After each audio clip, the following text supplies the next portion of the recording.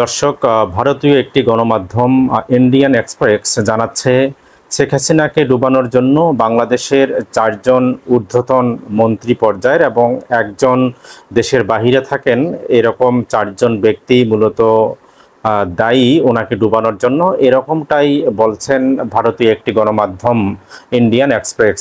Indian express জানাচ্ছেন যে তারা বিভিন্ন মাধ্যমে এই সমস্ত নেতাদের সঙ্গে দেখা করার চেষ্টা করেছেন, কথা বলার চেষ্টা করেছেন।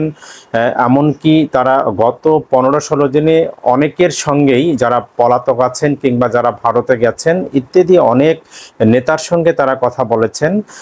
তবে নেতাদের মধ্যে কেউই ওই ইন্ডিয়ান এক্সপ্রেসের সাংবাদিকের সঙ্গে কেউ দেখা করতে রাজি হননি। তবে বিভিন্নভাবে উঠে এসেছে যে সচিত্র প্রতিবেদন আজ প্রকাশ হয়েছে ইন্ডিয়ান এক্সপ্রেসে। ইন্ডিয়ান এক্সপ্রেস জানাচ্ছেন যে নেতারা দাবি করছেন, বড় বড় নেতারা দাবি করছেন যারা পলাতক আছেন, গা ঢাকা দিয়েছেন ভারতে, দেশের বাইরে বিভিন্ন জায়গায়, এরকম তারা অনেক নেতাকর্মীদের সঙ্গে কিন্তু যোগাযোগ করেছেন।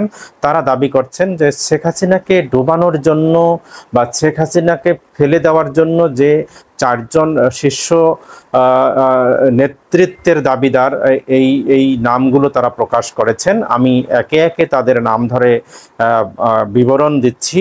ইন্ডিয়ান এক্সপ্রেস জানাচ্ছে যে আওয়ামী লীগের বড় বড় নেতারা যারা এখন পর্যন্ত পলাতক আছেন এরকম তারা কোনো নেতার নাম এখানে উদ্ধৃতি দেননি, না দিয়ে তারা কিন্তু জানিয়েছেন যে তারা ভালোভাবে এটা বিশ্লেষণ করেছেন এবং তারা বুঝতে পেরেছেন যে শেষ পর্যন্ত এই 4জন ব্যক্তি শেখ হাসিনাকে ডুবিয়েছেন। তার মধ্যে প্রথম যে ব্যক্তি তিনি হচ্ছেন শেখ হাসিনা পুত্র সজীব ওয়াজেদ জয়। সজীব ওয়াজেদ জয় বারবার শেখ হাসিনাকে এমনভাবে কথাবার্তা বলছিলেন যে আমার কাছে তথ্য আছে, আমার কাছে সব ডকুমেন্টস আছে, তোমার কোনো কিছুই হবে না।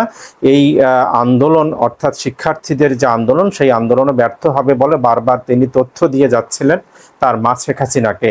এটা শেখ হাসিনার জন্য কিন্তু মনোবল শক্তি করতো সবসময়। ওনার কথাবার্তা সবসময় দাম্ভিকতার সাথেও কিন্তু উনি শেষ পর্যন্ত ওনার ক্ষমতা আঁকড়ে ধরে রাখতে চেয়েছিলেন।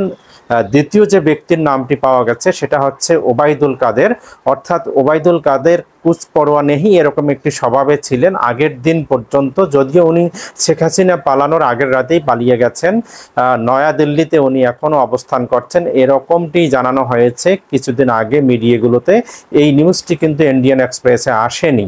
এরপরে তৃতীয় যে ব্যক্তির নাম বলা হচ্ছে তিনি হচ্ছেন আসাদুজ্জামান খান কামাল। এই ব্যক্তিটির নাম বলা হচ্ছে এই কারণেই যে উনি বলেছেন গোয়েন্দা সংস্থা সিআইডি, ডিবি, এমনকি দেশের অন্য যে 3 বাহিনীর প্রধান আছে তাদের সঙ্গে উনি এমনভাবে লিয়াজও করছিলেন যে প্রয়োজন হলে আমরা 2-3 লক্ষ মানুষকে ফেলে দিব, তারপরও আমরা হাসিনা আপনাকে ক্ষমতায় রাখবো। এরকম কিন্তু তিনি বারবার কিন্তু অভয়বাণী শোনাচ্ছিলেন প্রধানমন্ত্রী ওই সময়কার যে স্বৈরশাসক শেখ হাসিনাকে।